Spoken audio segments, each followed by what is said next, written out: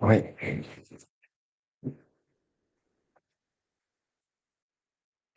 Okay, so hi everybody. So today we'll have the PhD defense of Pierre Orhan. And so the jury, after the presentation, so Pierre is going to make a 45-minute presentation. And after that, the jury will ask questions. It will be roughly 10, maximum 12 minutes per jury member. We'll go in the order, following order: Maria Sheikh, Christophe Pallier, the two rapporteurs, and then Mika, Elbron, Sharon Pepperkamp, then the two directors de thèse, thesis directors, Yves Boubenek and Jeremy King, and I will finish last. Thank you. Thank you so much, Professor Dupont. I'm switching this mic off, and then we'll be ready to start this presentation. So, hi everyone, welcome to this PhD defense. I'm really happy to have you here, and we will begin with a little experimentation together. So I'm going to make you listen to 3 sounds, because at first, when you're born, I think every sound seems novel, unpredictable. And I would like you to put yourself in the skin of someone that has never listened to either speech or music. So let's listen to the first sound, and this might be a bit loud.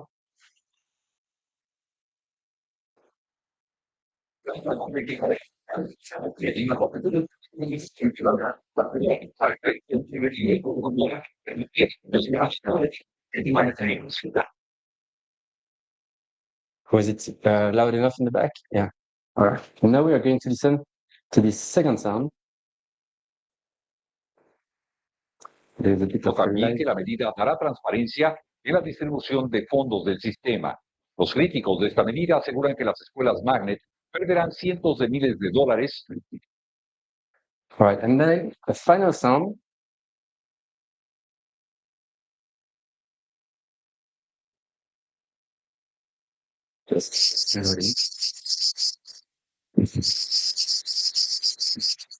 Okay, so in the first sound you perceive acoustic cues, but they seem really disjoint. The next nearly random compared to the previous. The next sound was really clear speech, Spanish, and you hear it very well. All right. So some sounds belong to the same family as these first 2 sounds, and the third one really belong to a completely different one. So for animal, this is likely to stop here.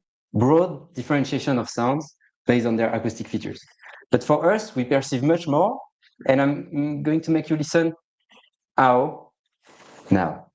So let us listen how with this next sound, which is a sort of an illusion.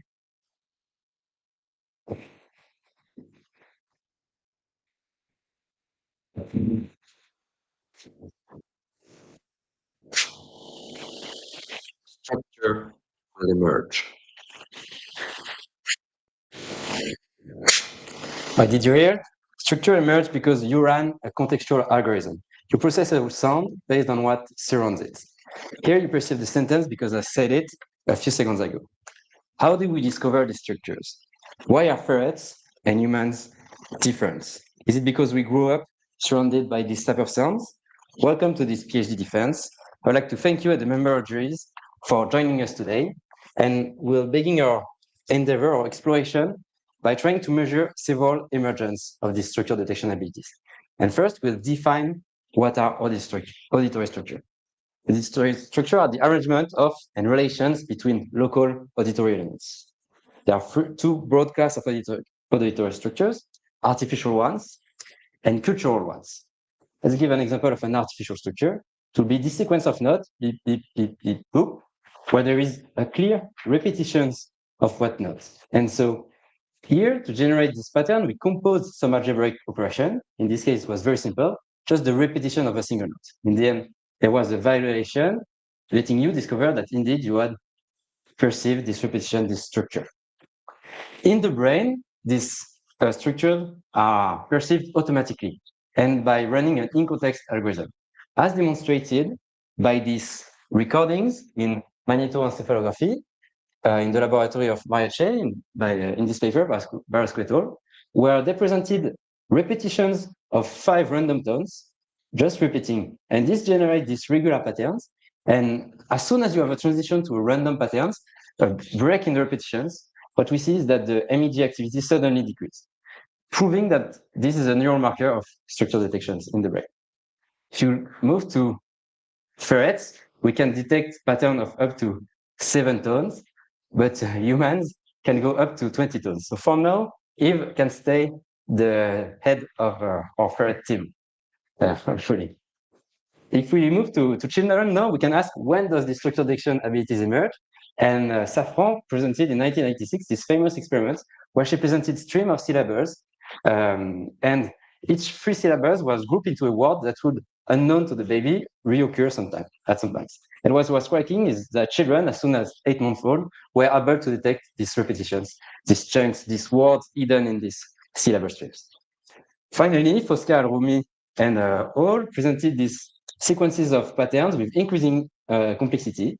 And what this showed us is that we are really sensitive to the complexity of the sequence. If you generate the sequence based on these algebraic operations with increasing complexity, we become less and less good at detecting the sequence for sequences that are more complex. So we really process the structures of the sounds. And for these artificial structures I've just presented, what we are doing is the algorithm run an online discovery algorithm, detecting a structure that is not known a priori. It emerged fast. We've seen that it was emerging in the children very fast. And there is a human uniqueness in processing the sounds only if they are complex enough. Next, we are going to move to cultural structures, like the structures defined by linguists. Linguists have observed how speech is structured, and they discovered that phoneme, words, the structures at the level of the sentence, the syntax, that detects how words should be ordered, and the semantic, the structures of the meaning of the words, are all present in our language. And correspondingly, we've also found some neural markers of these structures. Notably, phoneme, the smallest distinctive units of words, are coded by single neuron response, as presented in this study by Leonard and Williams, where they recorded single neurons in the human superior temporal cortex, here, where there are the dots, and they observed that some neurons, here you see their spikes, their activity, spikes only for some particular phoneme, in this case, the nasal sound. We've also observed that there is a distributed encoding of these structures, notably as observed in fMRI, functional magnetic resonance imaging, by Christophe Vallée, where I saw a distributed set of structures coding for the syntax. All right, so cultural and artificial structure processing yet lack unifying theory. Indeed, what we've seen is that there is different algorithm for each type of structure. For cultural structures, you need to recognize non-structures. Their emergence are not at the same scale. Children discover artificial structures very fast, whereas cultural structures like syntax takes months to emerge in the children. And there is a real human uniqueness for these cultural structures. So correspondingly, people have presented different models to capture each of these structure processes. There is, for example, this IDEO model or the algebraic description of the sentences, or language model to treat language. But we are really lacking a unifying model that will be able to replicate what's the processes that's going throughout our cortex and detect all these structures. What could be the good model for that? Well, if we look in the literature, currently the best models for cognitive processes are language models. It's these models that are based on this architecture, what's called the transformer, and that's mostly what they do is running a contextual processing algorithm. In fact, to process speech and audio, which we are interested in now, you just have to add this little block, this little local processing block that will process the acoustic and transform the waveform into these chunks that are treated like words but are a bit short. So throughout this presentation, we'll use these self-supervised auditory networks. Next, why are these models good? Is because they predict the brain activity. We can record the activity in this model, we can record brain activity for different strategy, and every time we are able to predict the brain activity from the model activity, as presented in a Millet and Kochte paper in 2022. There is also a functional mapping between the model and the network, and the model and the brain. In the brain, we know that there is a processing hierarchy starting here in the primary auditory cortex and extended to higher order areas. And if you look at which is the best layer to predict each part of the brain, it's also the early layer in the model that best predicts the initial part of the sound processing in the brain. And similarly, the final layer will predict the final part. It remains unknown whether this mapping is a reflection of a similar structure detection algorithm in the model and in the brain. All right? So to ask this question, whether this model could really be a unifying theory for structural processing, we are going to look into them. We are going really to look first into the model, studying the dynamic of their emergence, studying the reason for which this structural detection algorithm might emerge by studying different development environments. And finally, we are going to look at the code, at the activity of the model, understanding how they process the structure. And all these experiments we run in the artificial model will inform us on recordings we have done with humans and ferrets. So we'll use them to predict what's happening in the neuronal processing. All right. So let's start with our first study, which is going to focus on artificial structures. We will then have a second study, which is going to explain a code, which is going to propose a code for linguistic structures. A first study will study integration windows in the human brain and in the model. And for our last study, we'll have a ferret in the laboratory, which will expose to speech. So make them exposed to a particular structure, speech, and we see whether they change in a similar manner as in the model, which will be the best predictions the model could do. All right, let's move to the first study. Here is our experimental paradigm.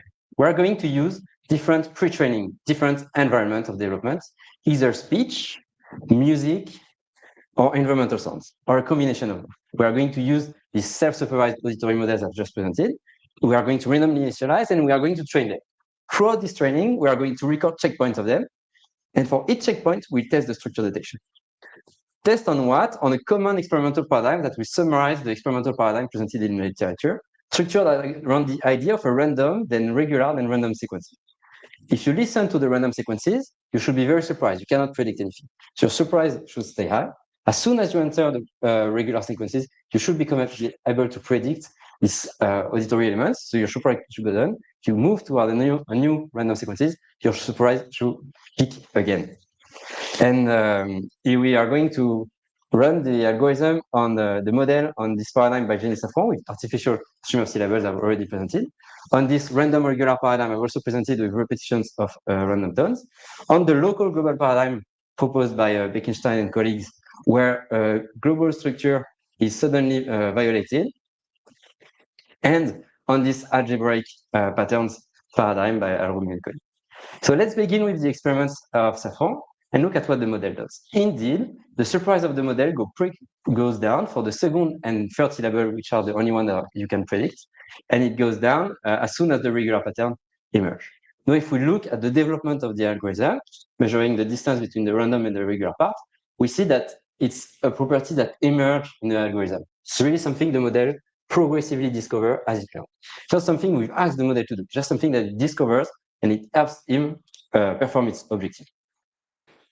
Now we can move to the paradigm of Barascu and colleagues. Same results. We see that the model detects the structures and optimally. If we look at the development, it's also something that emerged. It's emerged also a bit faster. Now you remember I was telling you that ferrets can only detect 7 cycles, human 20. Well, this model, they have really not bounded in memory, so they can go up to 40. So Eve, be careful. And this paradigm, also the local global, is also captured by the model with a drop in the surprise as expected. It also is emerged, and the algebraic patterns, it's also something that emerged. And strikingly, now we can look at how fast it emerged as a function of the complexity of the sequence. And the more a sequence is complex, the later it will emerge. These things that are more difficult to acquire, that require more complex structures, will be discovered by the model later. We can summarize these 4 findings, and we all ran the model on a developmental dataset that was based on a combination of speech, music, and environmental sound. Now we want to decompose to see what mattered. Was it the speech, the music, or the environmental sound? And first, with speech, using the saffron sequences as an example, strikingly, if you just present a speech to the model, it does not learn. All right. If you present environmental sounds, it learns, and if you present music, it learns better and even faster. And this is the case for all paradigms, with strong emergence for both environmental and music exposed model. As a conclusion for this first study, we've studied the dynamic of emergence of this structure detection, showing you that it was a function of the complexity. We've explained that this emerged only if you were exposed to music and environmental sound, not speech, and that it required an online algorithm where the exact computations are still to be determined. And for that purpose, we'll turn to our second study, where we'll explicit what is the code that's used by the model to detect this structure. So this is a joint work with Pablo Diego in the laboratory. If you consider a sentence, there is a particular structure we can annotate on it, is the syntax. Okay, give us an order on the words in the sentence. And Hewitt and Manning in 2019 have this beautiful idea where they suggested that this syntax, this structure, could be coded in the activity of language models. So not speech models, language models. And the code is the following: is if you consider distance along this tree, it should be the same as distance around activity corresponding to each word. So there is a subspace in the activity of the model where the distance are really the syntactic distances. And they develop an algorithm to find this subspace. It's very simple. It's just a linear mapping that you optimize to find these distances, and then you cross-validate it. You test it on a separate data set. And the question that remains is it also the case for speech models? And can we use that to study how syntax emerge in the speech model? But we will not do this only for syntax, but for all cultural structures I've shown you. So for the phoneme and for the semantic. So our hypothesis is the following: the model should start without being able to do any structure detection. And so suddenly, a subspace for phonemes will emerge, followed by a subspace for syntax and a subspace for semantic, recapitulating the steps through which, approximate steps through which a children goes during development. So for each structures, we need the goal structures. For the syntax, we had these syntactic trees annotated by linguists. For the phoneme, we use these acoustic features that, as you see on the right, are captured by all layers in the model with these double bump shapes, and are better captured by a model exposed to speech than music or environmental sounds. For syntax, it's also emerged in the model, but later, in deeper layers, and it's only significantly encoded for model exposed to speech. Okay. And for semantic, we use these WordNet annotations, which is a big graph of words and verbs, of noun and verbs. And we still use this distance across this graph to have a metric for distance, for semantic distances.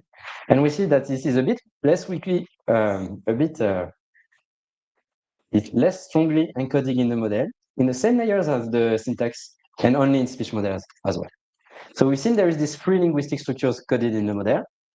And now this emergence, the x-axis is the pre-training, is the development of the model, its age in a way.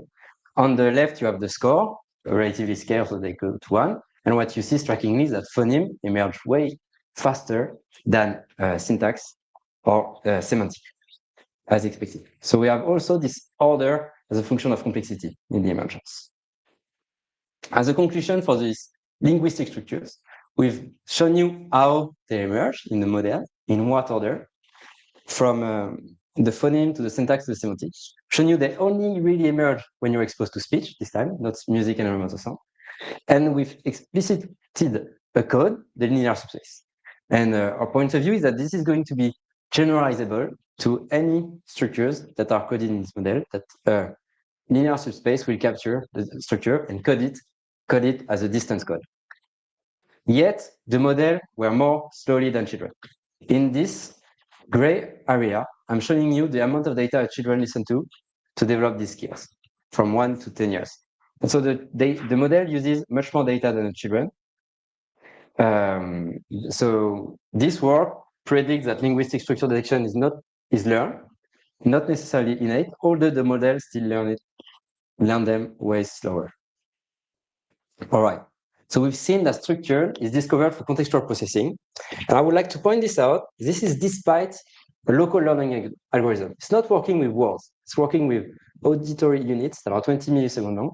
So it was not really a given that these structures will emerge at all in the model because it just needs to predict some acoustic properties of the sound. It doesn't need to predict the words, anything. It just emerges because it's useful to predict what's going to come next. And in the second part of this presentation, we're going to wonder if this contextual processing is shared with biological neural network. For that purpose, we'll turn to integration windows, which in a way are something that are present in these first two studies. Integration windows, quantifying how much in the past each unit, either in the brain or the model, looks at. Okay, what amount of information it considers. To measure integration windows, Sam Normale has proposed this temporal context invariance paradigm, which I won't go into the details, but the idea is you take segments at different lengths and you surround them by different contexts. And when you perform a correlation across these two contexts, you can estimate how reliable the unit responds to these two contexts. And at some point, if you are just at the right stage, you will leave the integration window, so you will always be at correlation 1. Okay, this gives us a way to estimate the integration windows in the brain, and we can definitely do that in the model as well. And what did they found? They found that there is a striking hierarchy of integration window, and this time a functional integration window, from the primary auditory cortex to higher order areas. And now let's look in the model. In this plot, I'm showing you the different layers of the model and distribution of the integration window for each layer. And what you see is that in the middle to end layers, there is an increase of the integration window in this model that was exposed to speech, really mimicking what I've just shown you in the brain. If you expose now the model to environmental sounds or to music, there are strikingly different patterns. So this reflects that to process music or to process environmental sounds, you will need nearly a different architecture. Just you will position long integrating units earlier than if you're being exposed to speech. Now we can look at the emergence as well. So here we've studied that, yes, integration window emerged. Now the when. And as you see, it emerged progressively with small integration windows emerging first in the model and longer integration windows emerging later. I would like to point out again that these models, in principle, they can look throughout their context. They can really look at everything. What we're showing here is that they still focus on really close windows around this time step, mimicking what the brain is doing. Now, very strikingly, and when you train a model with environmental sound or music, there is a complete different dynamic in the model.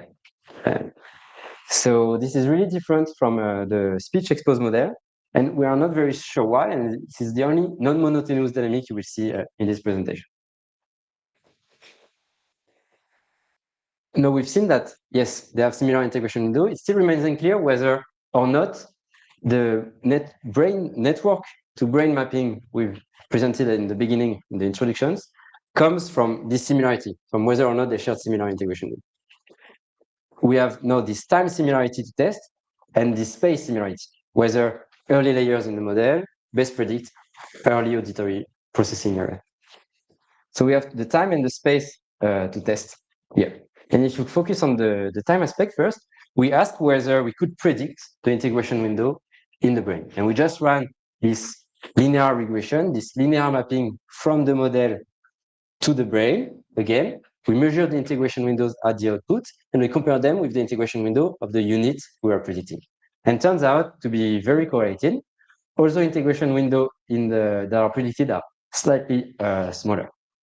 What you see here in blue is that early layer predicts recording sites with small integration windows. And if we move up in the layer, deepest layer, we predict integration window, recording sites with a longer integration window. Now we can look at space and wonder which layer best predicts each electrode, and we have the same gradients as was observed in the Millet and Hall studies, this time in electrophysiology, with primary auditory cortex being best predicted by early layers and secondary auditory cortex best predicted by deeper layers. So all models predict integration window, whether they are exposed to music, environmental sound, or speech. So this was a bit striking, but remarkably though, the space, so this mapping between the layers and the model are only constantly predicted by model exposed to speech. So this highlights that this mapping of the layers of the model and the anatomical areas of the brain was not a given. It's really a functional properties shared between the brain and the models. Although here, as you see, it's not a functional property depending on just the integration window, because otherwise other models would have predicted well the space. All right, so as a conclusion for this first studies on integration window, we've studied when there was an emergence. It was very progressive in the model exposed to speech, with longer windows emerging after. It was promoted differently when you're exposed to different environments. And the model could predict spatiotemporal organization of integration in the brain, especially if you train it with speech. So our model predicts that passive stimulus exposure should suffice for structure discovery to emerge. And this is a conclusion that applies the lessons from the two previous studies and this one. So we can predict the brain. So normally, if we expose an animal or a human passively to a stimulus, we hope that the modifications that are going to happen in his brain are going to mirror the modifications that we see in the network. Yet I've not proven it to you. It's just an hypothesis. And our last experiment is going to study that. And what we will do in this experiment is we are going to expose ferrets to speech. We are going to expose them for a while, for approximately 300 days. And we are going to measure the change in their brain throughout these exposures, wondering if any structures emerge. For that purpose, we'll turn to functional ultrasound, which is a recording technique that is similar to functional magnetic resonance imaging, which measures blood flow. And we also have that similar dataset in electrophysiology. In human, I've just presented them to you. We have the similar dataset in ferrets. But I will focus on the first two techniques for the sake of time in this presentation. Okay. Of course, we won't expect the ferret to suddenly be able to understand speech. Right? We want to focus on something that is much more simple, structure that is in between speech processing and these artificial structures I've shown you, especially because we know that they have these shorter integration windows than the brain. One question that remains unexplained is whether there is a shared organization of structural detection in the ferret brain and in human. We've shown you with the result of Dr. Poole that ferrets can detect artificial structures. We don't know how complex they can detect, how complex the structures they could detect. But what we know, though, thanks to the work of Magdalena Saba in the laboratory that recently defended, is that there is a gradient of integration window in the ferret brain as well. All right. So if we look at the same paradigm as I've shown you in the human that we've just modeled, if you look in the ferret brain and you move from the primary auditory cortex situated located here up to secondary areas, there is an increase of the integration window throughout. The integration windows are still lower than the human, meaning the ferrets consider probably a shorter context. But this gives us hope that maybe the ferrets could perform some structure detection algorithm and detect structures that we want them to learn. So I started from an experimental paradigm designed by Agnès Landmar and Sam Norman-Egnere. And this paradigm tried to propose some simple structures that the ferret maybe could or not perceive. And those structures are the one I've made you listen, the first two sounds I made you listen at the beginning of this presentation. Remember, there was the Spanish sounds that really looked clear, and there was the previous one, which was kind of scrambled. And the idea is simple. You want to preserve the acoustic properties of the stimulus, but shuffle it in time. And so you create these artificial sounds that doesn't sound like speech for us. We really don't perceive them like speech, but still have these acoustic properties that make them like speech sounds. And you can do the same for any type of sounds like music or environmental sound. And for environmental sounds, they really look like environmental sounds. In fact, the sound you listened at the beginning was one of those shuffled sounds, unstructured sounds with cricket sounds, and sounded very natural. Right? So there is structures in speech, and we can remove it with this artificial stimulus. Now, if you look in the human brain, as early as this superior temporal areas, single voxels clearly separate structured and unstructured speech sounds. In the third brains, as discovered by Agnès Landemar, it's completely different. It's never detected by our recordings and by the behavior of the animal throughout the auditory cortex of the threat, showing that they don't have this structure. Yet, I can predict their neural response. So using the self-supervised auditory models, I can still run a ridge regression, a linear mapping between the model and the recordings, and we can still predict those responses and show you, as shown here, with these scores that are the distribution of prediction score for every unit recorded in the brain. So you can predict them super well for the human, slightly less well for the threat, but still very convincingly above chance in gray, above a randomly initialized model in gray. Finally, these structures I've just described you, this random stimuli, unstructured stimuli, are also discovered by the model. So the model generates two classes, one for true speech sounds and one for unstructured synthetic sounds. And here, I'm showing you the emergence of this for every layer in the model. So the colors are the layers in the model, and I'm showing you how it emerged during model pre-training, during its development. Okay, so we see that it doesn't emerge in the early layers, probably meaning that mirroring that it's missing in this primary auditory cortex in the human, but it emerged in a deeper layer, from layer 3 onwards. So our model predicts that speech exposure should be sufficient for ferret to discover acoustic structures. And now we have to run the experiments. To run the experiments, we are going to focus on one metric. This metric is based on this representation similarity analysis matrices. It's very simple. I'm just listing the sounds presented in the experiments, and I'm correlating the response of the population from one sound to another sound. And so if you respond similarly to a class of sounds, you create these big blobs here, for example, for environmental sounds, meaning that you treat these sounds as a single class. All right. So there is this clear pattern in primary auditory cortex in the human where we separate environmental, music, and speech sounds. Okay, you see this three class. So if you look a bit further in the processing hierarchy, in the belt, you see emerging this sub-pattern separating structured speech and unstructured speech, separating the original and the synthetic sound. Now in the ferret, as was discovered by Agnès with single units and here at the population level, we don't have this separation. So to measure if there is any emergence in the ferret, I'm going to correlate this subpart of the matrices, this subpart and this subpart. Okay? And this subpart should progressively become more like this one. All right. Unfortunately, this was not the case. We didn't observe any emergence of acoustic structures in the ferret throughout the exposure. So we exposed the ferret really for long times, and it was a very preliminary experiment with only two ferrets. And the difference we observed in the second one, recorded a bit after the first one, was very weak compared to the difference there is between the human participants.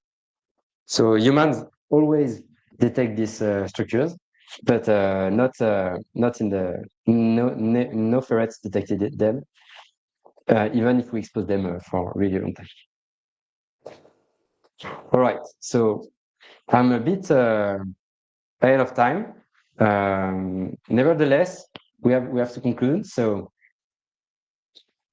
we've studied when, why, and how models could discover these structures. We studied and we've used our understanding to make a prediction of how an animal or a human could potentially discover the structures.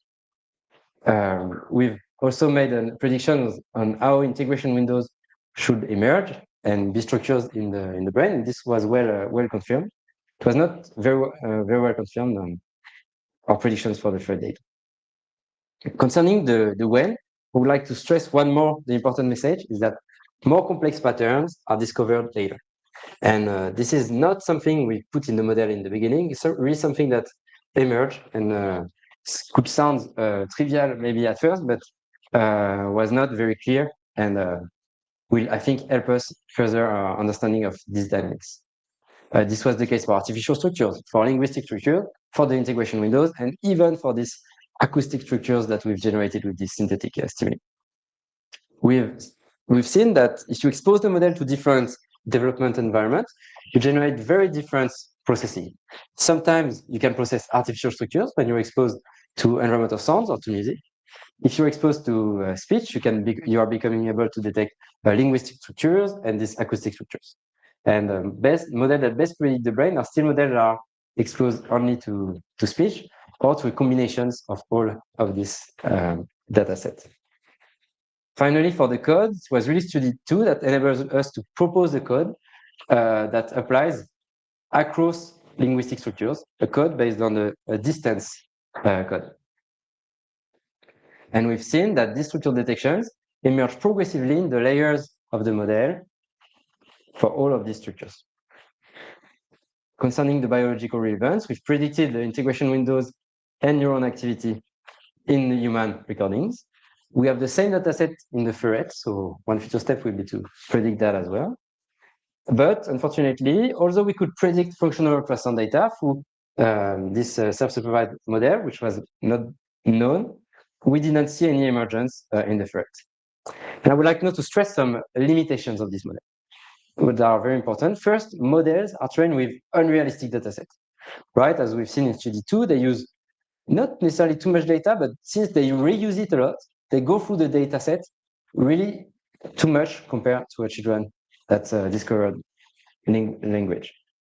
Finally, in the ferret, we've performed passive experiments, which is not ideal because maybe you need to be involved to learn from the structure. And finally, there are clear differences between models and the brain. I've not focused on them too much. We've seen one example in Superieure where the model has very long memory, too long compared to us. And this echoes some discussions we had this morning. In the integration windows, also, we could predict very well the integration window. One thing I need to stress is the model integrates over still a very long time, longer than the brain. Okay, so we can discuss that further if you wish. And on the impact side, I think for me this work makes a clear prediction: is that those dynamics are strikingly simple.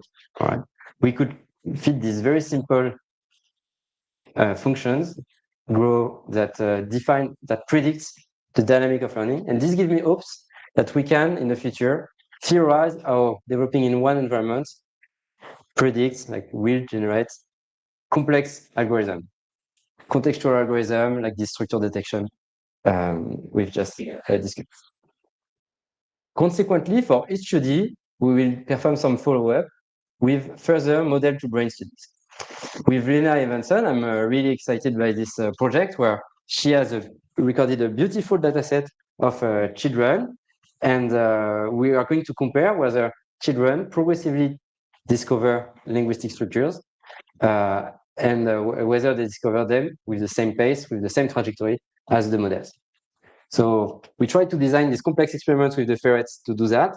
It was not very successful, but now we finally have an amazing dataset, and we work together with Lina to try to study this difference. And concerning integration windows, we have also the same dataset in the ferrets, so we'll really be able to explain this difference of integration size and see if it explains the data they have recorded through our self-supervised auditory model. All right, I would like to thank you for your attention. I'm a bit short, bit early, but this will give rooms to more questions. I would like to conclude by saying I was really happy to go through these 3 years with all of you. I think it was an amazing experience. Sometimes the PhD can feel a bit lonely. You work hard late at night, but hopefully you're never alone. And there was always someone that were here for me with a small gesture. So this really appreciated, and is really happy throughout this PhD project. We have still a lot to research together, and I'm really looking forward for the next steps. I would like also to thank the member of the jury for being here today, and I will be happy to take your question. If anyone wants to leave now, we are going to enter a phase of discussion. So if you like to go to work, you can, it will be right.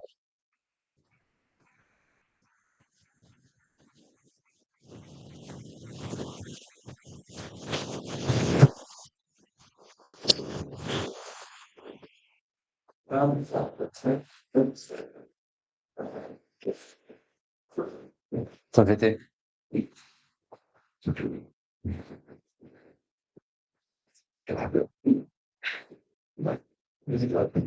Okay, so well, let's move to the questions now. I'm going to give the floor to Maria.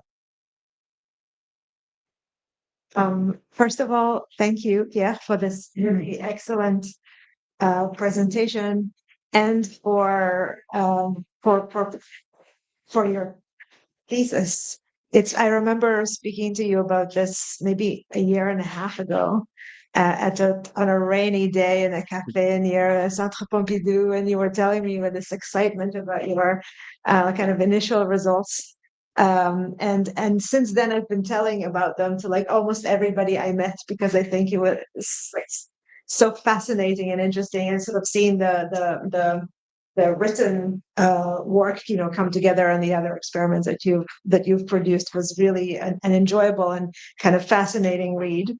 I must I declared it in my report, and I have to like clarify that I am not an expert in the kind of the network part of any of this. I'm an auditory cognitive neuroscientist, so a lot of my kind of questions and interest lies in how we can what we can learn from your data about how the brain processes sounds. And so this is what my questions are going to focus on, this aspect, and I hope the other members of the jury were going to ask you about the technical aspects of the work. But I guess broadly, one kind of very general question is that you seem to assume implicitly, but also explicitly at some point, that humans also arrive in the world as an empty slate and learn through exposure in the same way that your model does. The fact that ferrets did not learn, could that be taken as evidence to support, what many would have kind of proposed, that we are not born with no knowledge. We're born with some knowledge that maybe has been trained through, genetically, through many generations being exposed to these environments. And so what we have to do is we have to do a different kind of training to adapt to our, to the world that we were born into, but we don't learn anew. I think to really know that, you have to really perform experiments with young ferret pups or with a baby. Otherwise, making a claim based on this let's say this risky experiment, I don't think it would be I don't think we could do that. Also, I don't think, just to clarify my position, I don't think the network starts from nothing. There are inductive bias we put in them. We've discovered through a lot of experimentation that transformer architecture and this convolutional neural network that perform the local processing, they matter. There, first step, we've discovered the one learning algorithm. And our point is to defend this learning algorithm is sufficient for all this energy. It's maybe not necessary. Maybe you can do better with more clever design, but at least it's sufficient. And finally, I would like to stress also that the random network, when it's generalized, already perform a lot. A random network can separate music, environmental sounds, and speech. Not in all conditions, not under very challenging stimuli, but roughly it can do that. So, and with this, to go back to the ferret experiment, it was adults. Maybe there are additional factors that comes in biological system, like windows of plasticity. And our next steps will be to perform experiments with developing ferrets, with ferret pups, to see if that could bring an effect. Yeah. But yeah. So it's evidence from the infant so literature that a lot of the structures that you've been investigating are detectable in their responses from a very, very, very young age, postnatally, in a way that seems. Oh, I don't know. Maybe you know the statistics of how much music and environmental sounds are babies exposed to in the first month of life. And would you estimate that that's sufficient to learn them? Well, I think to really model that, we have to start earlier than birth. We have to start in the womb, and then to really know that, you have to model band pass filters that happens there. And then if you take my point of view to the extreme, take the emergent point of view to the extreme. Then once you've modeled the data sets and you've understood what those models could learn from them, then you could state, okay, at birth we expect this. And if they are still even better, then we have no choice to admit that there is indeed algorithm pre-written by the DNA so that the brain can execute this algorithm. But yeah. This is, I think until we've done that, it will be hard to be conclusive with that. I don't know if it will be also enough to state this claim. Do you think it's feasible with this sort of approach to also try to predict whether people raised in different environments, even generationally? I think that the environments that that infants are exposed to now are different than years. Yeah, I think we are oversimplistic for that purposes, because in this literature, what really matters is the engagement of the children with its environment. If whether not, so for example, a children watching a TV show will not learn too much, will not acquire language just doing that. You need engagement, and this is not captured by a model, and it's something that we need to take into account to be able to predict that. So there is a long way before we can make claim on our education system or how you should behave with children. And yeah, all of these partners will be, I think, critical to have. But I guess critically, a lot of saffron is a good example, is a paradigm that has been proposed initially as a model for language learning. And it's been interpreted as sort of suggesting that this is the scaffolding that the human brain is using to learn speech. And I guess many of the stimuli that you were using have been argued to reflect a manifestation of some sort of general structure learning ability that is the pinnacle of which is the structure and the speech signal. Yeah. But what you're finding is not at all like that. Yeah, definitely. We are posing a challenge to this literature, saying maybe it's not useful for speech processing per se. Yet, I think we should not go too fast, because the structure that were behind, for example, the algebraic patterns, they also matters for syntax building. And here, our speech self-supervised auditory network did it in one way, and it did not develop this detection of repeating irregularities. But maybe you could do it another way, and then it would help you process the syntax. For phoneme, this I'm not too sure. Yeah. So we really wanted to address whether these paradigms help us understand how we learn speech. We think we were very surprised by these results. I think it put them into question. It does not discredit them completely, totally. There is a lot of work remaining to prove that. And we should not forget also that these paradigms could still inform us on mathematics, on syntax, was a kind of structure. So why is the structure and speech signal not enough to support sort of statistical learning? What is Because in all these experiments, what matters is the repetitions. So you have a complex regularities, and then it's repeated. And in speech, there is very few repetitions. So we've measured that we've measured that indeed the speech signal itself is less regular with the point of view of these repetitions than music or animals. And to do this measurement, we can go into detail if you wish so. You can look at the latence of the model and compute a particular metric that tells you how regular the latents are, and you can show that they are less regular in speech than in music or animals. So you have this figure, like this figure, the figure where you show the. Can you lift it? I have a few questions to ask about, if I have time, about how the model behaves. So starting from the saffron ones. For example, here, or one where you go around, but yes, this one. So we are going. But the saffron, yes.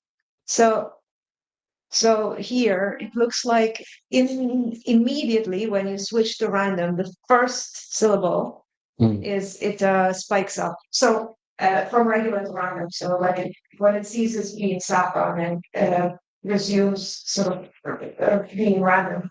Yeah. So something syllable. No, normally this is not significant.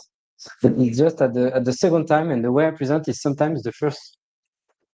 Pardon. Oops, sorry. Okay, I didn't understand. Sorry. Here? Yeah. Why is that green spike? Why does it happen? It seems to be for the first random syllable. Because the first syllables is not necessarily one of the first syllable of the word, right? So it's still one of those syllables, but not necessarily one of the first. So up it spikes because it never heard like bu at the beginning of the word. So it spikes directly. It's really random with the set of syllables that appear in this regular sequence. So we really control for effect of vocabulary. We just use syllables that are present here and can spike directly.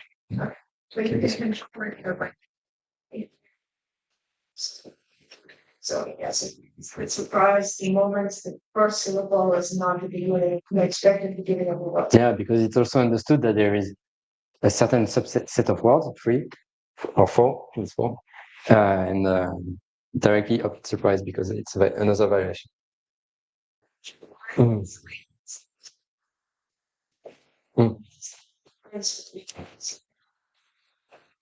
and three. For syllables 2 and 3, yeah, it is a good question. You can see that the patterns are very similar. This I don't really know why it's slightly different across syllable. I think with syllables 3, you have syllables 2 that's always there, so it helps you in a way predict it because the syllable just before it's not random either. So syllable 3 it's always after la. Was la. Usually it comes off. Yeah, I'm not really sure. And we separate after that, and it's unclear why. Yeah, no, it's unclear to me.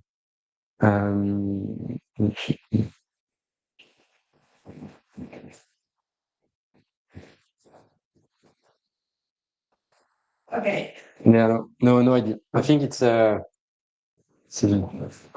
I mean, so can we look at the Bekenstein local global one in the same local series? global? Yeah. Okay. What happens here? Why? Yeah. So the model is this decrease you're referring to? Yeah, this decrease is there are weird stuff that happens in the model. Notably, it needs to normalize its inputs. And especially the surprise is measured through a contrastive contrastive computations. So when you have only one sound, it's difficult to have a contrast. That's why I had these random sounds at the beginning to help with this contrastive computation, but it's not always perfect. And when there is only one sound that is repeated all the time, then it creates some weird behavior. Also so this is, I don't explain it very well. It just feels like a problem of how we measure surprise. Hopefully, when we can measure this effect in different manners. So I can decode in the model layers when there is a deviant or not. And this I know I can always decode them when it's this case. So this decrease is a bit just a problem of our metric. And if once we'll be looking at the structures like in the second study, I think this weird effects will also disappear. Thank you. I have many more questions, but Okay, thank you very much. I will give the floor to Christophe Collier. Hello, Pierre. Hello, everybody. So, first of all, Pierre, I would like to congratulate you. People who have not read your PhD, your manuscript, may not realize that what you did a colossal amount of work. I want to stress it. When I was reading it, sometimes I would read a single paragraph and think, this must have taken weeks. So to do this control, sometimes it's only a paragraph, but I had an idea of the work behind it. It was just amazing. Also, we must say that your PhD is 100 pages, which is not long for PhDs, but you compressed a lot of information that we had to come back. I want to stress also for the audience that your work is addressing a very important philosophical debate, empiricism versus nativism, and you didn't stress this in the presentation, but this is important. And you have obtained some provocative, unexpected results. So your thesis leaves me, at least, with more questions than answers, but I think I read it as science in the making, and I really liked it. You know, it's not like a super polished story where everything fits. It's you went deep and you found complex things, but that's cool. So I have 4 questions. My first one has to do with your use of the word structure. You use it a lot in your thesis. You mentioned artificial structures, acoustic structures, phonemic, syntactic, semantic structures. And I was a bit confused. I think it was a bit a rhetoric device to put under a single umbrella different types of phenomena. Let me explain. Some of the structures you are talking about are static and others are dynamic. If you take a syntactic structure, it's something that is built dynamically when you listen to the sentence. But when you looked at a semantic structure, you were trying to use a probe to decode the distance in a semantic network, not the semantic representation that the subject was trying to build. It's okay because I think there is no good theory of semantic representation that are built online. But in the case of phonemic structure, I didn't fully understand exactly how it works in your case, but clearly it was still a static structure of the distance, the phonetic distance between the phonemes that you heard. It was not building up the phonological structure or the prosodic structure, which is something you could also have done. So I just want you to speak a little bit about that and why you choose what you choose. Do you think it was okay to call these structures? Yeah. So I think in all these situations, it's true that the algorithm that is run might be slightly different. So for syntax note, I did not look too much into how the syntactic tree is built because the model is probed in a non-causal manner on the speech. So we just look at in the end what trees it gives us, not how it builds the trees. But it's true that there might be different algorithms, especially between study 1 and study 2. Yet, what we wanted to get at is, despite this difference, they will use the same type of code, distance-based code, for all these structures. And that's why we had to find a distance-based code, and sometimes it's constrained the type of structures we looked at. So for phoneme, And the code we used was based on articulatory features.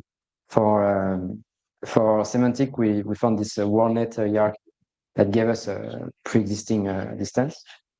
And its in structure was a word just to refer to this creation of these compact descriptions through the distances. And I think it doesn't have to be like that the trees itself are represented in the model activity. If you have these distances, it's enough. And that's where we want to get to. Okay. But you see, my point was, I'm not sure if a human computes the hypernymy, hyponymy relations between words in a sentence in real time. I'm not sure. I think the idea is that the semantic space you will have in your brain after being exposed to these words for a long time will reflect those principles, hypernymy and hyponymy principles.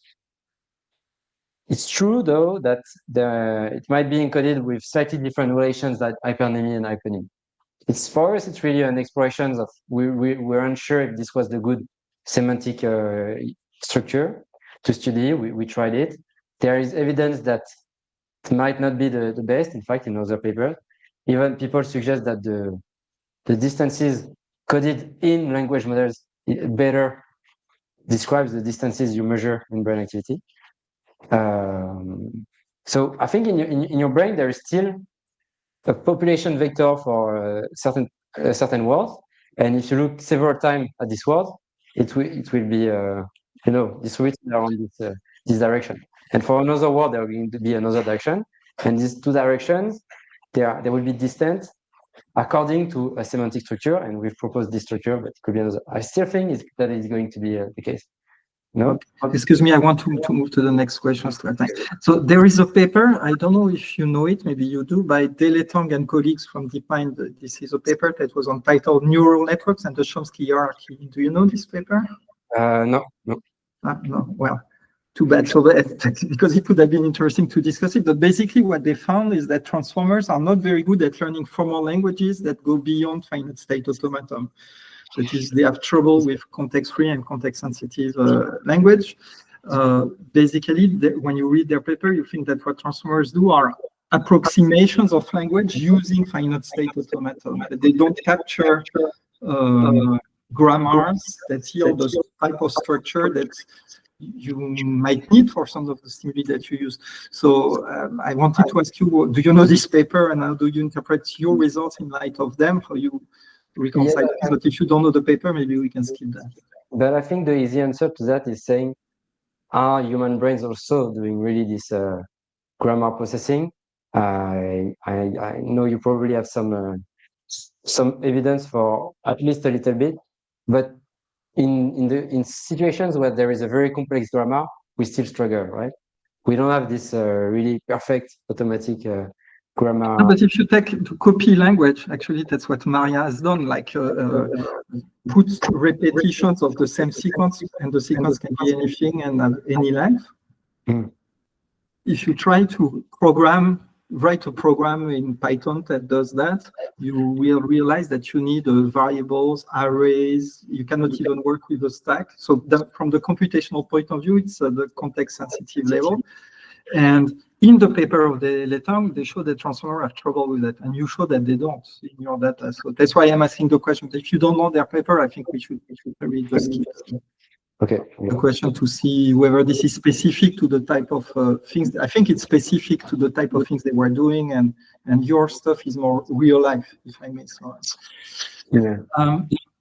Another question has to do with the fact that training with music on environmental sounds allow to discover word boundaries in the Safran paradigm.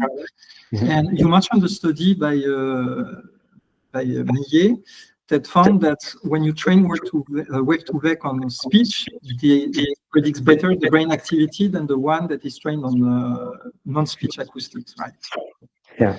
And the thing is that the network where the model fits the brain well are areas that we know are used in this task à la Safran. Mm. So To me, when I saw it, I thought, it looks like there is maybe a contradiction. But first of all, data doesn't lie, so there is no contradiction. I think you answered to Maria previously why you think it's so, but do you want to add anything? Yeah, I think it's very important to realize that brain score, so the ability to predict the brain, will really depend on your paradigm, on the stimuli. And in some paradigm, you can find that the speech model that will best predict, but in the same brain regions with another paradigm, other stimuli, it might be another model that best predict. They are really constrained by the stimuli we use, and it's only inform us up to this stimulus. Okay. So I think the discrepancy comes from that. One more question is that the results that you obtain suggest that self-supervised transformer can learn patterns that were thought to require special mechanism, from acoustics, or at least have high-net biases to detect and represent structures. So your results, they support the empiricist view that the information is in the input and it waits to be discovered by the child. So I have two questions. The first one is the challenge that Gary Marcus has proposed 26 years ago, saying a neural network should not be able to do things that require variables, binding, and so on. So do you think that they are solved, these challenges today?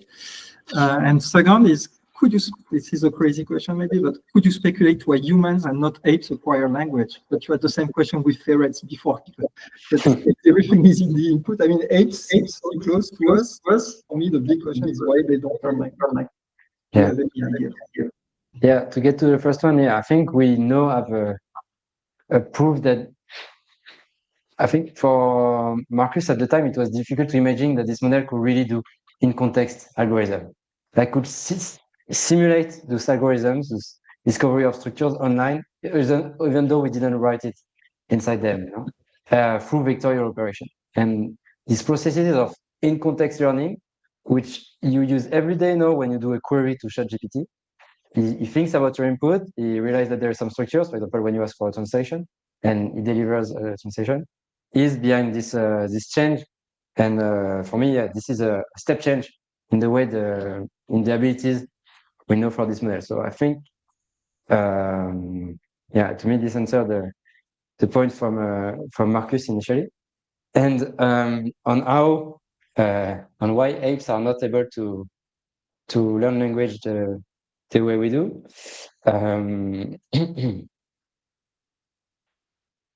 You can only speculate. Yeah, so I think we can go back to the recent experiments in the laboratory of Stanislas Dehaene with regularity detection. So in this case, it's on a visual domain. But there are clearly distinctions between the type of regularities monkeys can detect and humans and automatically detect. And I think by linking this to language processing, we'll come up to a reason for why it's different. Why we sort of naturally discover this regularity processing algorithm that the monkey does not. For the moment, whether it's going to be a reason of scale, a reason of the good set of data, a reason of there is a certain structure in the brain that favors this computation. We've discussed this morning difference between hippocampus and primary auditory cortex with Professor Shea, whether it's going to be found there or in another mechanism in the brain, I don't know, but there is a very striking difference even for these basic regularity shapes. And it's what also inspired us to do this work, try to link this basic regularities processing up to the language. But for the moment, it's yet unanswered. Thank you. I will leave the floor to the next reviewer. Thank you. Thank you, Pierre. Thank you very much, Christophe. So I'm going to give the floor to Mika.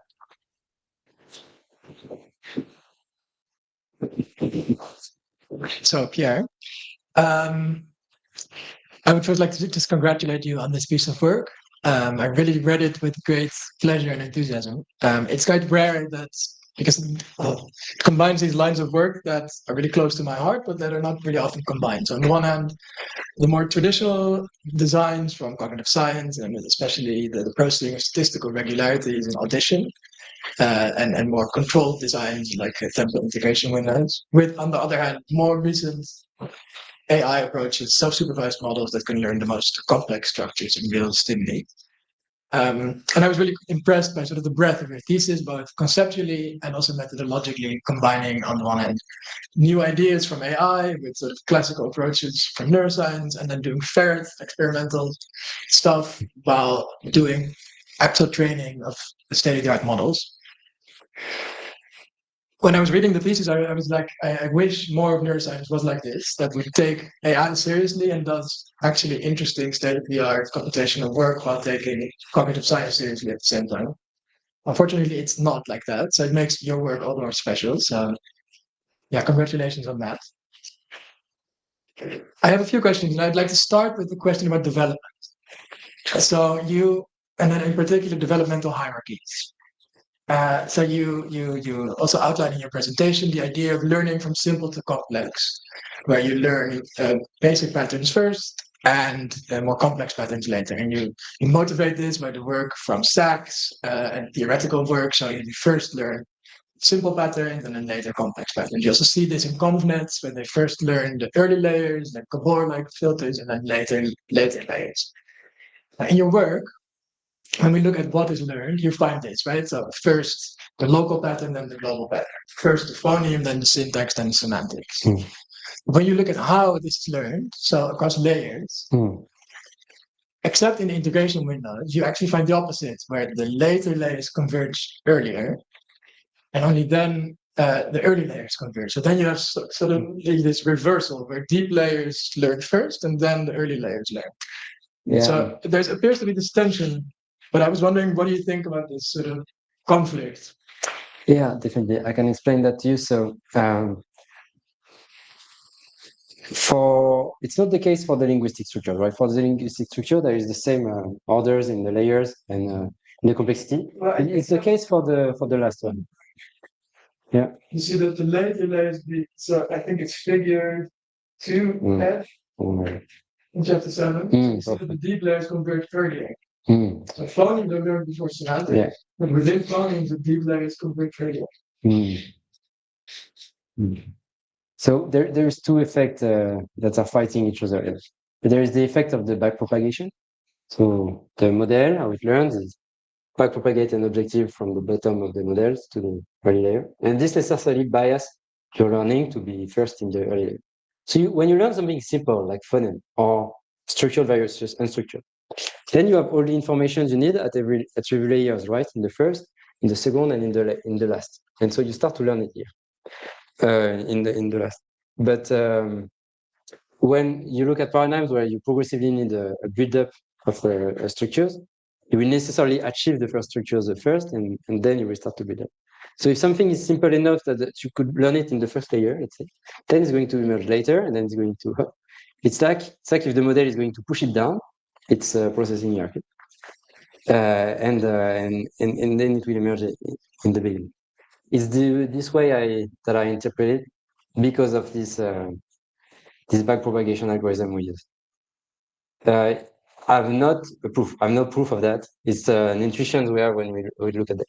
So I agree. Explaining exactly the order is not super clear. I'm even not really sure on how to demonstrate that. I think you will need to finely measure the intensity of the gradients throughout this network and showing that. Actually, I find a very compelling conclusion on such. Yeah, I will give you another argument for that. Is you take a model and you compress it. I'm not doing the presentation, but often I was looking at the scale of the model to see what matters. To compress them, you always see the same order in the model, but just compress, showing you that when you extend, indeed, it allows you just more compute. Something will emerge first, but then it will be compressed. Back to the first area.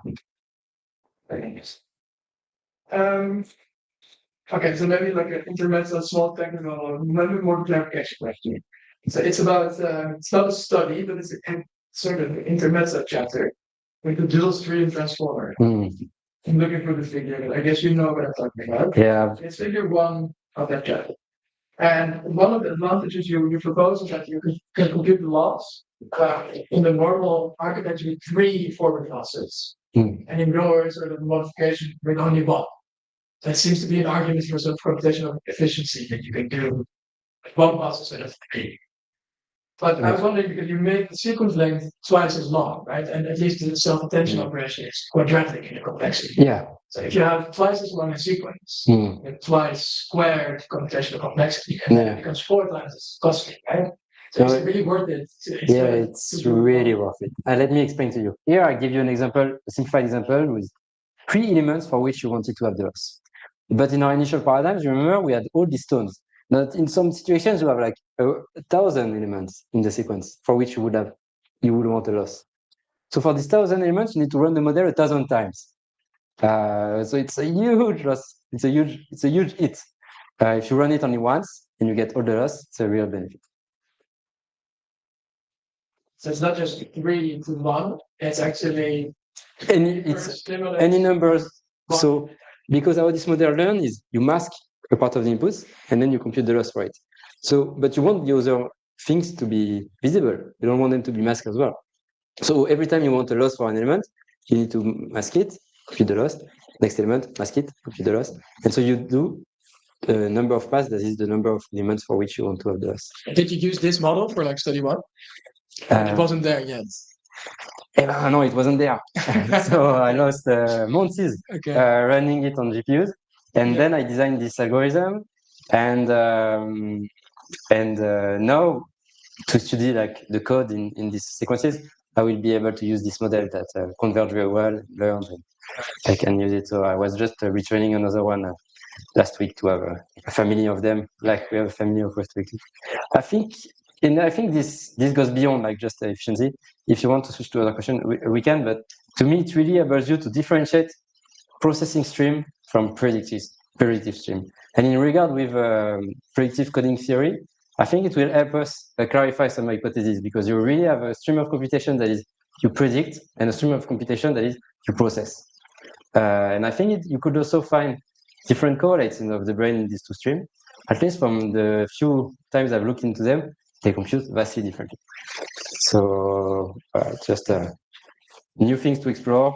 Also, it's not driven by improvements in performance as we want to have often. But there was very, very few research on this algorithm. I just have oops. Yeah. Okay, so maybe another sort of clarification or technical question about the provocative thing that Maria also mentioned, that apparently speech is not enough to learn the ability to process these algebraic patterns. But I was wondering how you evaluate your model, because normally, I'm not a speech person, so normal NLP much better than speech NLP. But how I understand it is that Wave Deck has this self-supervised phase and then fine-tuning.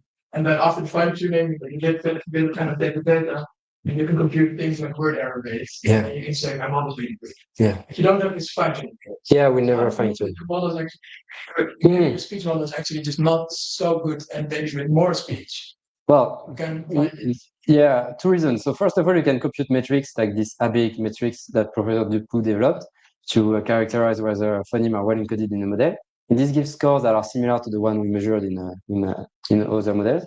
And alternatively, I have this where I measured the performance of music, speech, and environmental sound network on 3 different tasks, either syllables classification across speaker or environmental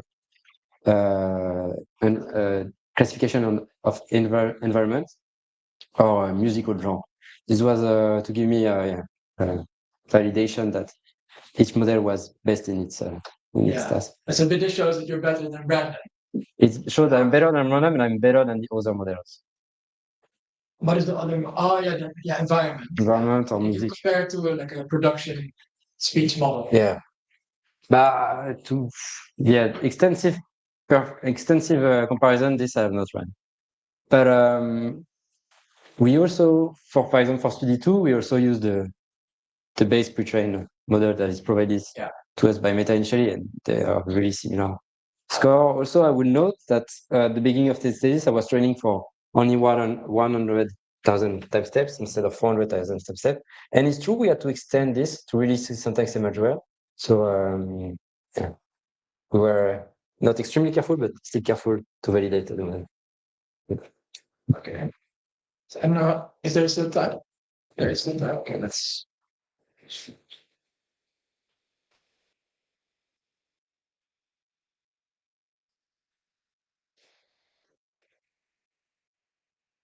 Well, I have all these detailed questions, but maybe a more high-level question is actually interesting. I think, like currently within this sort of neuro AI field that we find ourselves in, there's a bit of a maybe a culture war, a bit of a crisis going on what things like brain score actually means. And that when you're making brain model comparisons, maybe the way you're comparing like RSA versus regression or the metric you're using, it affects the conclusion that you can draw. Yeah. Now, of course, your thesis is not really deeply based on this, maybe only chapter 4. But I do wonder, to the extent that your conclusions to sort of depend on making these model-based comparisons, how do you think your conclusions are dependent on the exact method or metric you use? So I think it was important for us to clarify the finding that was present in Millet and Koster with understanding some difference when you train the model on another type of sounds, what differences it makes in the processes it performs, and whether this leads to large difference of prediction. And this was, to me, a strong confirmation that, for example, in Study 3, integration windows, models trained on music and environmental sounds don't predict the hierarchy anymore.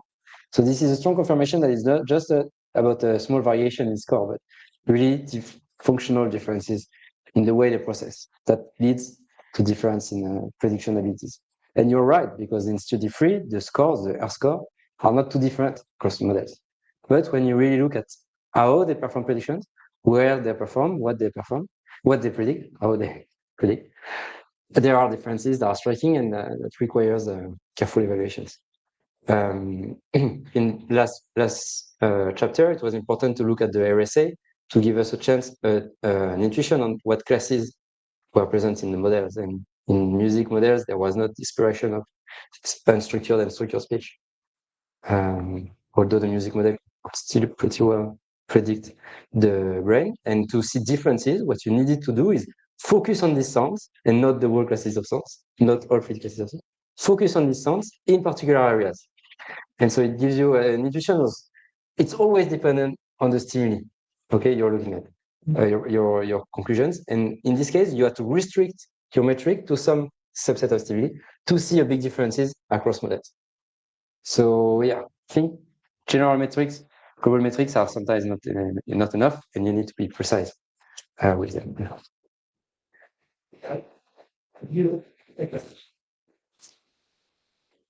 Does this microphone actually serve the purpose? It's for Christophe. It's for Christophe. Yes, otherwise you won't hear you. Good. I also wanted to start by congratulating you for this wonderful piece of work. It's very, very dense and very, very technical. So it was quite a challenge for me to go through it. It's amazing. I mean, all these supplementary materials, it's so detailed. There's so much in it. It's overwhelming. I was very much impressed. Now, it's also very well written. There's very few glitches. It's remarkable. And now both Maria and Christophe have already touched largely upon the questions that I had, but I still haven't gotten really to the answers that I wanted to hear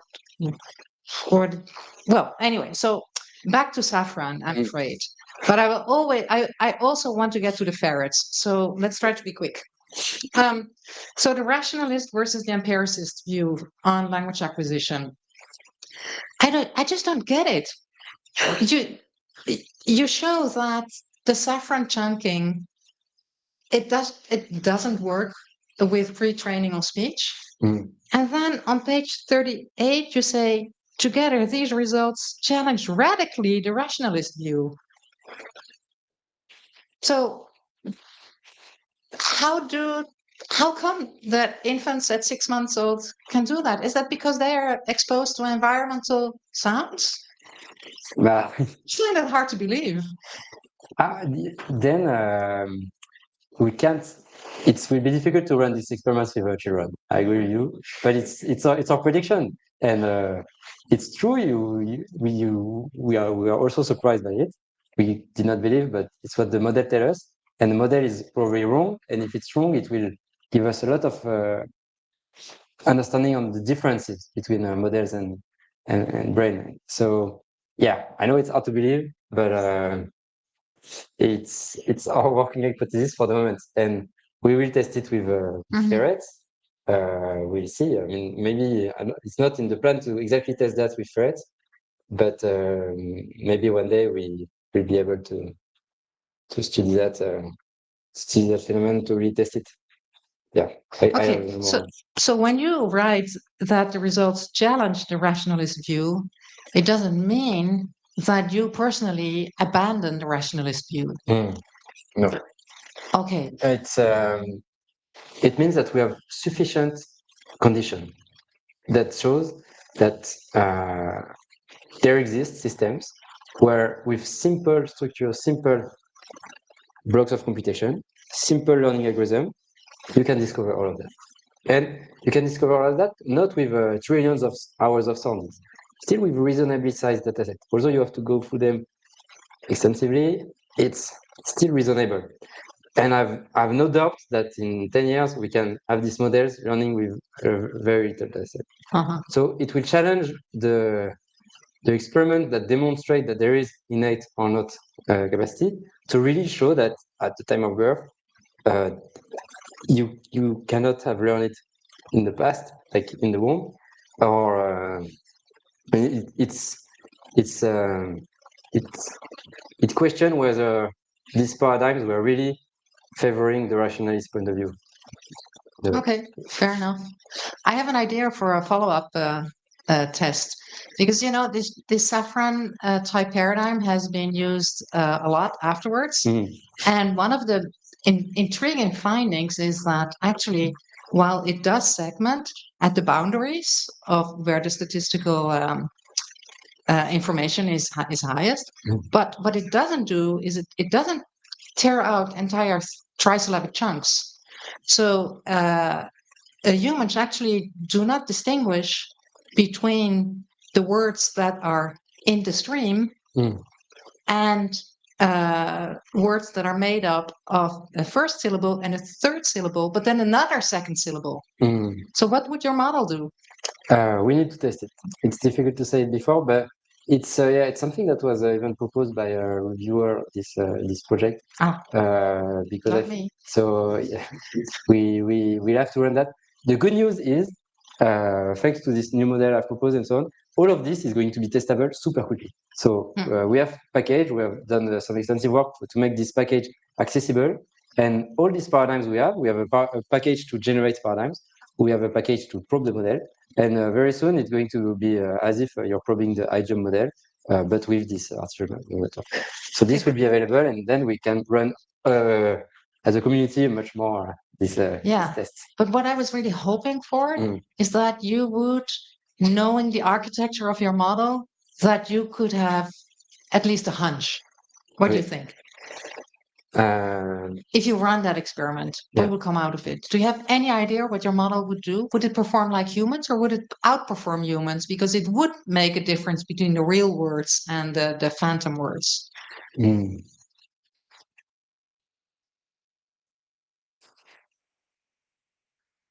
At some point, when you were looking at that graph of the difference between the second and the third syllable, I was wondering, oh, is there something in there? But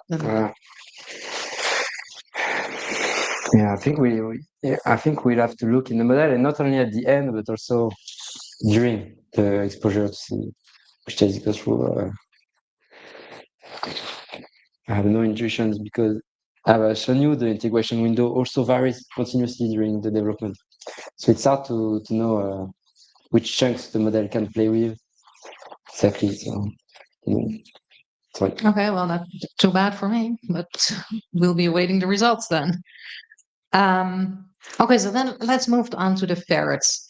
Can you please explain a bit more extensively than you did in the thesis why a priori you thought that passive exposure to speech would be sufficient for the emergence of acoustic structure processing.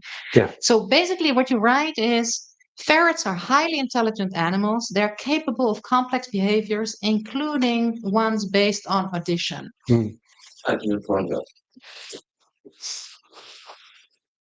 So just take a few minutes to elaborate on that. Yeah, so they can perform complex tasks. For example, regularity detection, as proven in previous work. They are, Regularity of what sort of regularity? for example, the sequences of mariachi, the random regular sequences. This they can do up to 7 tones. Tones. Tones. Mhm. Tones. When it comes to more speech-like units, they have vocalizations, right? They communicate through vocalization. It's been also reported that sometimes you can give them a name and they respond to that. So they are hearing in the same frequency range as us. They can perceive speech sounds and they can perceive some very simple structures. So we wondered, okay, can we find as simple structures as we can and try to see it emerging? Because we were craving for a paradigm that where we could observe an emergence in the long term in an animal. And we tried to look for this paradigm. And one way was to look at what we had in the laboratory. We observed that it emerged fast in the model, that it required only passive exposure in the model. So we gave it a try. I know it was a long shot, risky experiments, but we decided to give it a try and see if this would be sufficient for the effect. And in our hands, it was not sufficient, and we'll see what the future can give us. Maybe with more simple, even simpler structures. So I did a follow-up with where I generated even simpler structures, where they emerged even faster in the model, without success either. So voilà.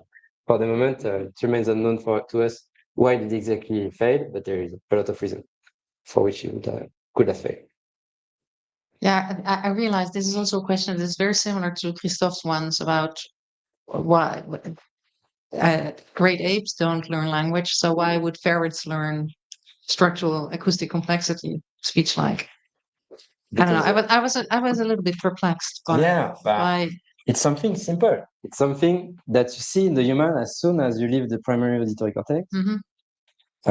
It's not like syntax or anything that we say really differentiate ape from us. But yeah, I know it's difficult. And in fact, even if you look in the dog literature, I've discussed with some people studying dogs, and they fail in detecting model match versus original sounds in some situation as well. So something that's difficult for the ferret. In the model was telling us it's not so difficult to learn. So we hoped there was no way. I see. Well, you also mentioned that perhaps you didn't look in the right regions, that it would be more frontal. Do you really think that? No, I don't think that. It's just a possibility you cannot exclude. You cannot exclude it. Yeah. Okay. Because and I think one key reason also we had hope, and I said it in the talk, is the integration windows that Magda find that it increases throughout this hierarchy. Give us strong clues that it's looking at more than what's looking only in primary cortex. And so there was hope that these integration windows by themselves could suffice to promote these discoveries. So your priority is not to start again, but look at more frontal regions. No, sorry. Was this a double negation? No. So your priority is not to do this experiment again, but measuring in frontal regions. No, because you think this is not the way to go. No, we've seen no chance in the belt and the parabelt. So my priority is to understand what's computed there, to see changes. Okay. Yeah. But then what you do mention is that you need to explore more behaviorally what is happening in the ferret. So what kind of experiments would be useful to examine the possibility that emergence happens? So there was some experiments run in the laboratory by Quentin Gaucher, studying whether ferrets could learn, but in an active task, to differentiate words and their model match counterparts. And their what? And their synthetic, unstructured version. Okay. And kind of forgot what Quentin was. It was not extremely convincing, but there was a beginning of at least the ability to differentiate complex words. And the differentiation of model match and true words, this was not extremely clear. And from Agnes' thesis, we also had behavior indices like cues that maybe ferrets can differentiate between vocalization, so ferret sounds, and model match sounds. Also, recent work in the laboratory showed an effect in the other side, other direction. So we are still not super sure that they really don't perceive differences behaviorally. But if you see the effect in the behavior, you don't see it in this part of the brain, then it's that it must be somewhere else in the part of the brain. But yeah, I think if I was to rerun these experiments, I would go less risky and focus my experiment on the ferrets on extending random regular or the local global paradigms in the ferrets, just to see at least, even if it's not developmental learning, but in-context learning, and study that could be the first step. So if there is learning, then it is frontal, right? Isn't that what you wrote? No. If there is learning in the so if the ferret can do it behaviorally, and we don't see it in the auditory cortex, then it's somewhere else in the brain. It can be in the hippocampus, it can be in the frontal regions. It's just going to be somewhere else. Okay. Is my time up? Really? I shouldn't have asked a question. Can do a short one. Yeah, short one. Okay. Encoding is better for vowels than for consonants. Is this because there are more consonants than there are vowels? What reason can there be? Yeah, so you're referring to study 2, or we studied the encoding on the phonetic structures, and we've seen differences between consonant and vowel structures. Yeah, I think this is a bit early for me to answer this. We've not run control on that, trying to train the model with more consonant or more vowel to see to understand this difference. I've not thought about it.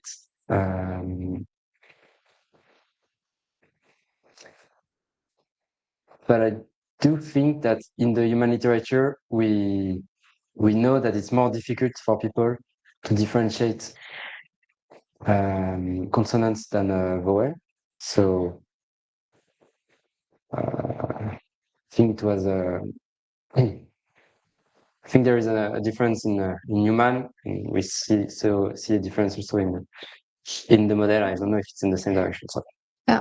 Well, thanks for picking up immediately. This is about study 2 indeed. But so I was actually surprised because when I looked at your gold standard, the gold distance metrics, it looked like vowels are actually more confusable than stops and fricatives are. But okay, I see Emmanuel.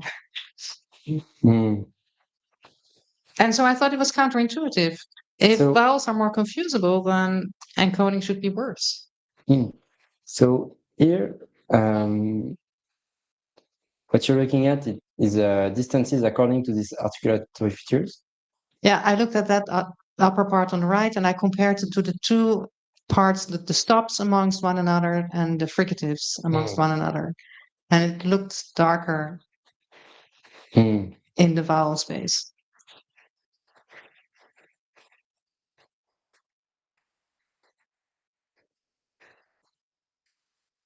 Actually, in the thesis, it's the opposite. There are light colors. So perhaps there was something wrong in the legend, and perhaps no. The distances between vowels should be smaller than distances from vowels to consonants. So it's what you're saying.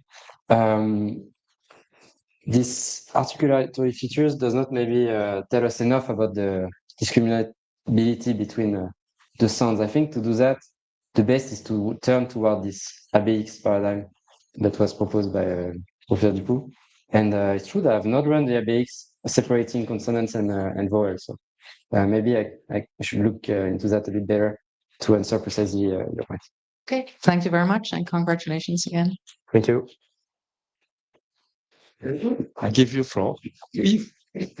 Okay, Pierre. So So thanks a lot. So as everybody else said, congrats for the presentations. Congrats for the work, for the works. In fact, I'm going to talk quickly about that. So, but I think we have been very fortunate. So Jeremy and I, the day we had the interview, I think I remember, because it was only 3 years ago, that after Jeremy was not really optimistic, you would choose to stay with us, and eventually you did, and so that's great. So because you showed over the years, so infinite enthusiasm. So I told my girlfriend a few times that I've never saw you not smiling on a day, even when it's dark, in science, or dark in the sky, or you always smile. A lot of enthusiasm, a lot of energy, infinite energy, and so everybody, I think, has benefited from that. So you are always to improve, and so you want to move rapidly, and so everybody understood that for the Fred experiment was high risk, high gain. So this was really clear when you decided to start. But the thing is that the data were not coming in as expected initially. So you said, okay, so I need this data, and I'm gonna do the experiment myself. And again, it was not planned, but you did it because you wanted to move as often. And so, yeah, again, it's all to your credit to have done that. So even if it doesn't pan out, but it's again, it's thanks to you. So I think you are, a great scientist. So you're gonna be a great scientist. We are lucky that the field is lucky that you decide to stay in academia and not to move to industry. So I mean, at least for now, so that's great. So you are also a fantastic programmer, and so not only you've done a lot of work in this dissertation, but you haven't hesitated to share time with all these people to help when need be, or just because of your curiosity. And so also, again, some of the work you've done are totally absent here. So for the first 6 months of the thesis, there was a study that was actually, it was a failed study because there was something we didn't pick up that is now an archive somewhere. But so all this work is, it was lost time, basically. Christophe mentioned that, yes, sometimes for instance, you train small networks, big networks. This is a lot of time also to invest. You develop this new algorithm for the network.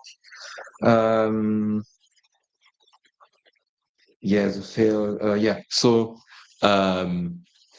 a lot of work. Again, a lot good time, great discussion. So thanks a lot for the years together. So it was really a pleasure. Yeah, thank you. Okay, it's hard to go after Yves because we have the same anecdotes. No, I wanted to bounce on the interview from a few years ago because this was the co-found call, and I think there were 200 applicants, and Pierre and Linnea were the first two out of these 200 people. So the bar was pretty high indeed, and coming from many different. Already having a background in neuroscience in different labs, it was not clear that Pierre would indeed accept to stay with us. So the bar was high, but Pierre did manage to not only meet but exceed our expectations, and that was for our greatest pleasure, of course. I think there is no need to highlight the breadth of this work that rank from philosophical question between the debate about nativism, or at least the rationalist view, and extreme empiricist kind of approach that deep learning pushes us towards too, down to ferret electrophysiology that Pierre also learned during this time period, and modeling, of course, and factorial design, or the classic paradigms of cognitive science. So that is a lot of different topics to attack for a single PhD, and this should be commended. There are 4 studies that were presented in this PhD presentation, but there were 7 chapters in a PhD. And I think, again, as Yves said, that this is highlighting how many projects Pierre has decided to embark on. There is also one thing that is not at all in the PhD, which is a Nature Neuroscience paper that Pierre published during his PhD from his earlier work from the previous lab, just as a side project, I guess. All right. Aside from this work elements.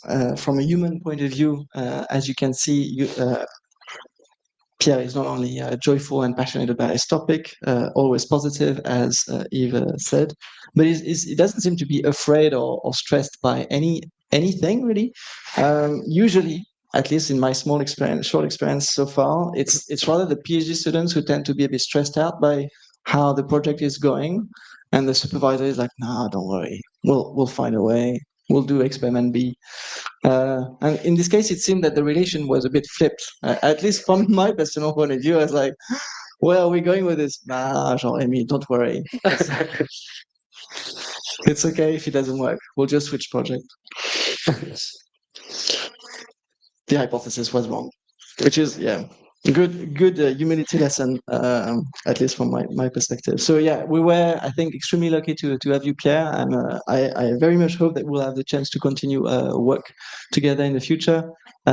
So for all of this, thank you for this great few years. Thank you. Thank you, Jean. Thank you very much. So I will finish with a few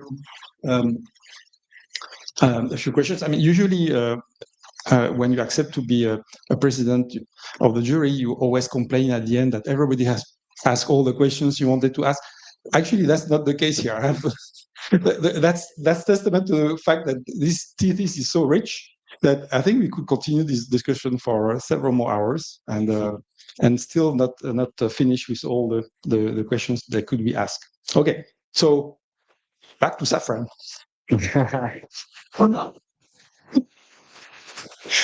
So I just have like a small clarification questions really about this study to be sure I have understood the parameter. Yeah. So basically you present to the model this long sequence of syllables, and so the number of syllable triplets that are used for the test is about like 50 something, right? So it's about corresponds to a minute roughly of continuous presentations of the regular thing, and then you have the before and after, you have the shorter random sequence. Okay, and so well, my question is how does that compare to humans when we ran the experiments in saffron? I don't remember the exact durations of the experiments. I think they are sometimes longer. Yeah, it's about 2 minutes.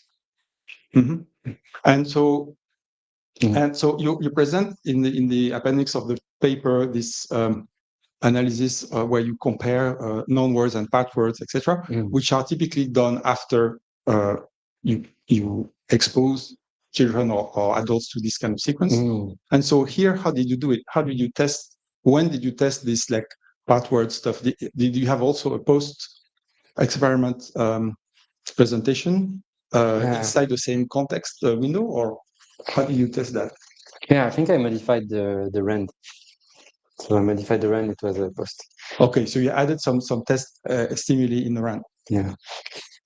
Okay, and so it's basically the same question. Is like so you have on this part of the analysis you have confidence intervals and statistical tests, and I wonder how the effect size compare to adults, to humans. Oh yeah, this I don't know. It would be easy to do because you basically have 30 replications. Yeah, but you know what's crazy is that in every trial it gets it well. Yeah, so I have the impression the model is better than humans. That's my question. Yeah, and that's sort of interesting. Yeah. Yeah. If you want to see like the model performing not on every trial, you have to look during development. At some points where maybe it will be performing like on par, and then it will be better. It was also the case for the random regular paradigm where we could the model memorized way longer cycle. Could memorize them online way longer. Yeah, I mean, so the transformer has a context. I mean, a memory that's way better than the human short-term memory. Yeah, right. Yeah, but at the same time, these integration windows they were about the same length, and there is something going on that allows it to memorize despite integrating for every unit or a similar period. Yeah.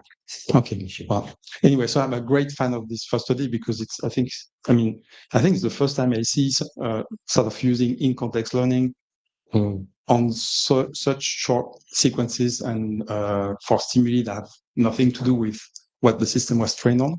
So that's really impressive. I think it's a great demonstration, and a lot of experimental paradigms in psycholinguistics could be tested in this way.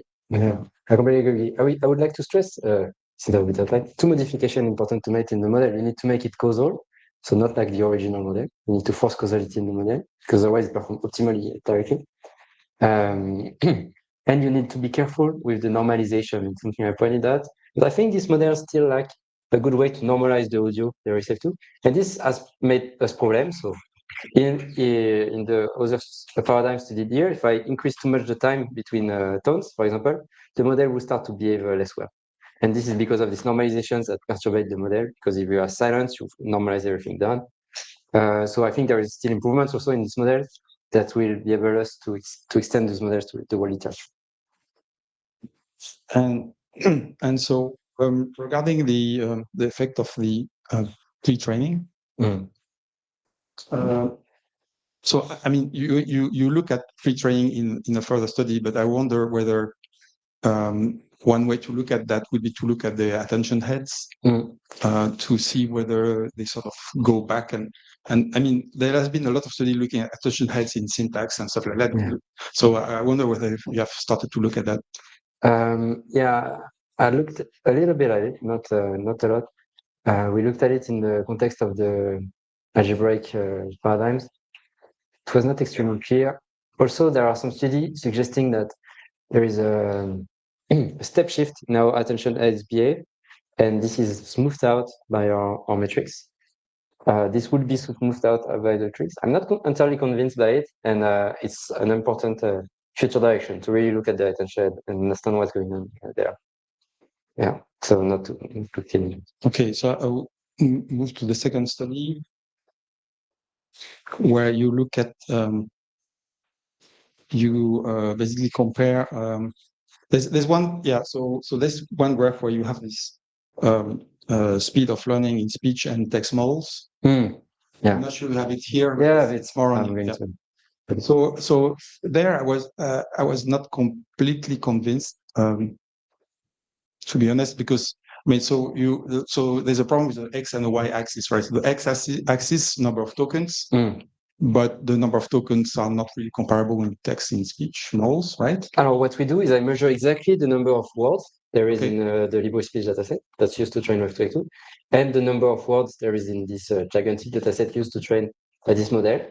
I agree with you that one big drawback is they are not the two same dataset to train that we are using to train this model, but it's really the number of words. Okay, so at least number of words, but then the here is number of tokens during the training. It's basically updates, right? Training updates. No, it's really the number of. So if you take you present one sentence to the model, on average, this has a certain number of words, and then for every training update, indeed, I compute the average number of. Yeah, so it's the update. It's basically during training. It's not like the size of the training set. Yes, it's different to the way you do it in the dataset where you split. And so I think these curves here could also reflect things like optimization of the loss, right? So if you change the learning rate, you change completely the shape of the curve. Exactly. And so since the losses are not the same, I'm not completely convinced that it's really, you can really say something about the speed of learning, because again, if you change the learning rate by factor 10, then maybe the curves would be. Yeah. So this points out to a strong limitation of the model. It's like it's very fragile in its learning dynamic. If you change the learning rate, the model crashes, doesn't train well. And this model, Wave2 is super fragile in its parameters, and I've learned it the hard way when I pre-trained them. I think it's not the case for UBERT, for example, or other model, and it points to a weakness of the model where I could not really investigate this, also because of resources issues, the exact effect of this learning rate. One way to correct for that is to look at the gradient norm during pre-training. So instead of the number of tokens, you put the norm for the updates. This is a way to try to correct for that. Okay, and then sorry, it's a bit technical, but the y-axis it's the score, syntactic score, and so even though the two models you say have roughly the same number of parameters, one thing that's important in probing is the size of the embedding space. So if you have a bigger embedding space, then you probably get a better score. Yeah, so for linear probing. So this I would not be too afraid of it, because if you look at the probe, you can compute its dimensionality. Basically, you can do a PC on the probe and look at how many dimensions matters for the probes. And in the speech and the text model, they were always kind of comparable, with about 100 dimensions. So although the text model had layers that were slightly bigger, 1024 compared to 768 in the speech model, I would not be too worried about that. And I think they were, if you move to large wave 2, it's very comparable to the text model in size. So yeah, I would not be too. And last question about that. So the the speech is trained on 900 hours, which is about something like 10 million words or something like this. And the what's the size of the training set for the? Yeah, it's way bigger. It's way bigger. So there is more epochs for the speech model. Okay. So yeah, that's a big drawback of this study. So in a sense, there's also a much larger vocabulary to learn in the text. Exactly. Compared to the speech. Yeah. Right. Yeah, that's for sure. And it's also it comes from like there is in this dataset, the PILE dataset is used for the language model. There's I think a bit of code, so very different. And so another, you have to stop myself. So you said that the phonemes or the phonetic is learning faster than the syntax and then the semantic. But if you look at the layers for which the model has the best score, you get a picture that's a bit different, because I've, at least looking at some of the pictures here, it looks as if the syntax and the semantics are roughly in the same place. Yeah. Layer 15 or something. And if anything, the best layer for speech is actually later. Yeah, so this is an effect of the architecture of the speech model, right? Because the architectures always predict acoustic elements. So it will always go back at some points toward predicting the acoustic elements. Again, it's like the backpropagation effect we were discussing just earlier. It's something I have just intuitions for, but my intuition is that the model creates this space where it has all these structures and it uses them to improve its prediction, but then it needs to go back to the first space in wave 2. It's not like in Hubert where, so it's different. You mask acoustic elements and you ask the model to predict these acoustic elements. So necessarily at some point you will go back. And that's why to me there is this double bump in phoneme and only one bump in syntax and semantic.